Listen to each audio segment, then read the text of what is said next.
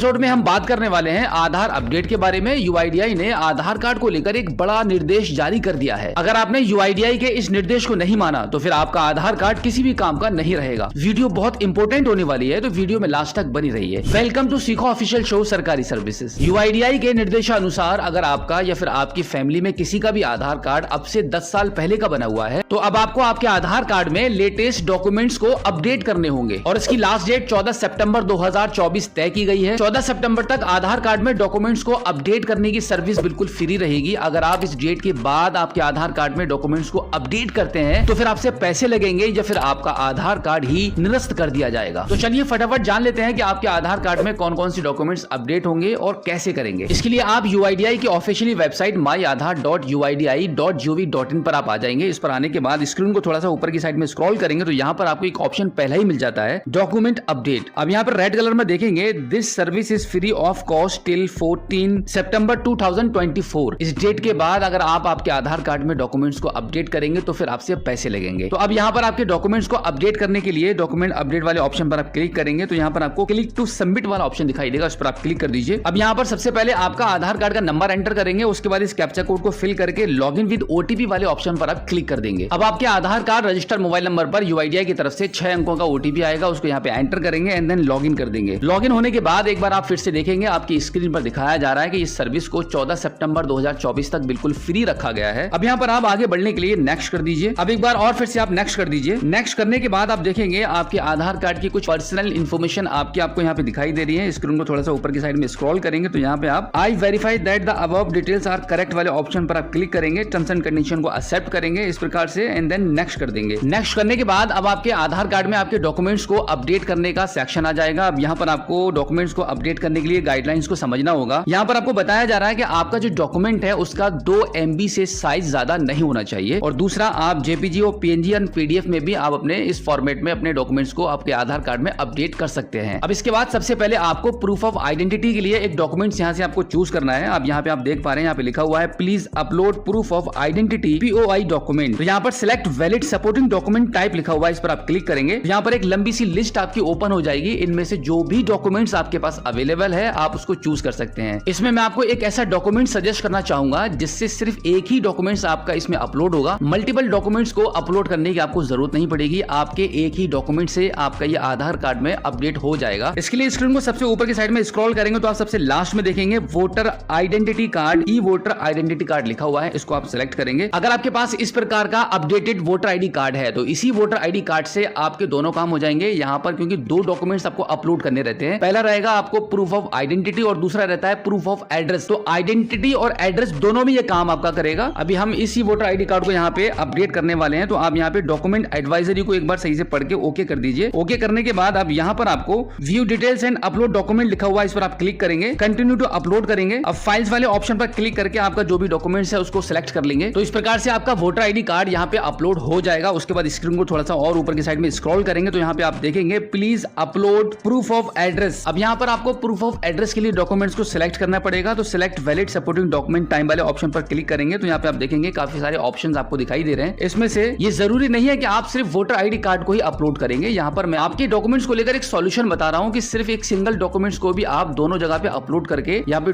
आधार card को update कर सकते हैं। तो यहाँ पे हम अपने वोटर आईडी कार्ड को एक बार फिर से यहाँ से चूज कर लेते हैं, उसके बाद ओके कर दीजिए एंड देन यहाँ पे view details and upload documents वाले ऑप्शन पर क्लिक करेंगे, कंटिन्यू अपलोड करेंगे। अब यहाँ पर फाइल्स वाले ऑप्शन को चूज करके अपने डॉक्यूमेंट्स को सिलेक्ट कर लेंगे। जैसे कि आप देख पा रहे हैं हमारा प्रूफ ऑफ एड्रेस के लिए भी डॉक्यूमेंट्स हमारा सिलेक्ट हो चुका है and then terms and condition को यहाँ पे एक्सेप्ट करेंगे और नेक्स्ट कर देंगे। नेक्स्ट करने के बाद एक बार फिर से ओके कर दीजिए इसको कंफर्म करने के लिए। सबमिट करने के बाद आप देखेंगे कुछ इस प्रकार से आपका आधार कार्ड में आपका डॉक्यूमेंट्स अपडेट हो जाएगा। इसमें आपको एक SRN नंबर भी प्राप्त होता है जिसके माध्यम से आप कभी भी इस वेबसाइट पर आकर अपने इस स्टेटस को ट्रैक भी कर सकते हैं कि आपने जो डॉक्यूमेंट्स को अपडेट किया था कि वो अप्रूव हुए हैं या नहीं हुए हैं। अब अगर आप चाहें तो यहाँ से आपकी एक्नॉलेजमेंट स्लिप को यहाँ से आप डाउनलोड भी कर सकते हैं। तो कुछ इस प्रकार से आपकी एक्नॉलेजमेंट स्लिप डाउनलोड होकर आपके मोबाइल फोन में ओपन हो जाएगी। तो ये था बिल्कुल आसान सा प्रोसेस आपके आधार कार्ड में डॉक्यूमेंट्स को अपडेट करने के लिए। ये काम आपको 14 सितंबर तक कंप्लीट कर लेना होगा। अगर आप ऐसा नहीं करते हैं तो फिर आपका आधार कार्ड निरस्त भी हो सकता है। सो आई होप आप अच्छे से समझ गए होंगे कि आधार कार्ड में डॉक्यूमेंट्स को अपडेट करना कितना जरूरी है और कैसे करेंगे। अगर आपका अभी भी कोई सवाल है तो इस एपिसोड के एंड में आप हमें फीडबैक के माध्यम से बता सकते हैं।